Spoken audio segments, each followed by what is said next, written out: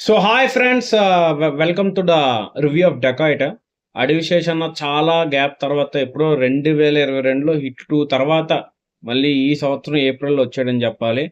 And కొంచెం లైట్‌గా disappoint చేసాడనే చెప్పాలి. ఎందుకంటే సినిమా ఫస్ట్ హాఫ్ అయితే జుమ్ జుమ్ అని పరిగెడతది. ఎక్కడో ఒక బోరింగ్ మూమెంట్ గాని, అబ్బే అని మూమెంట్ గాని, ఎబ్బెట్ గాని ఏముండదు. అంతా చాలా బావుంటది ఫస్ట్ హాఫ్. అండ్ ఇక సెకండ్ హాఫ్ దగ్గరికొచ్చేసరికి అసలు పరీక్ష అప్పుడు మొదలవుద్దనమాట. మొత్తం బాడీలో ఉన్న మొత్తం నీరసం అంతా వచ్చేద్ది second half. Hype meter 100% first హాఫ్‌లో ఉంటే సెకండ్ హాఫ్‌కి ఒక్కొక్క సీన్ వల్ల హైప్ మీటర్ అలా డౌన్ అవుతూ వచ్చి జీరోకి పడిపోద్ది క్లైమాక్స్ అయ్యేసరికి. క్లైమాక్స్ కొంచెం ఊరటేస్తది. కానీ అప్పటికే బాడీలో నీరసం ఎంటర్ అయిపోద్ది. సెకండ్ హాఫ్ చాలా నీరసంగా ఉంటది. డల్‌గా ఉంటది. ఎటు కదలదు. ట్విస్ట్‌లు వస్తున్నా గానీ మనకేదో ఇది ట్విస్ట్ రా! ఇదిరా ట్విస్ట్ అంటే. అది విశేష్ మళ్ళీ అద్దరగొట్టాడురా! అని మనకి ఒక గూస్ బంప్ మూమెంట్ అయితే ఉండదు.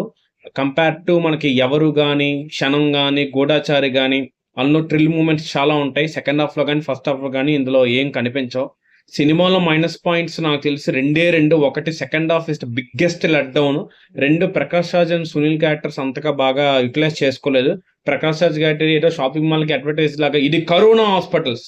మీ భవిష్యత్తు మా చేతుల్లోనే ఉంది అని జెప్పి ఏదేదో డైలాగులు పెట్టించారు. ఆడిని పెద్ద మోసగాళ్ళలా చూపించారు గానీ అదేం పెద్ద ఇంపాక్ట్ క్రియేట్ చేయలేదు. అండ్ నెక్స్ట్ సినిమాటోగ్రఫీ గాని, సాంగ్స్ గాని, బీజీఎం గాని, అడివిశేష్ అన్న యాక్టింగ్ గాని, మృణాల్ ఠాగూర్ యాక్టింగ్ గాని అద్దిరిపోయింది.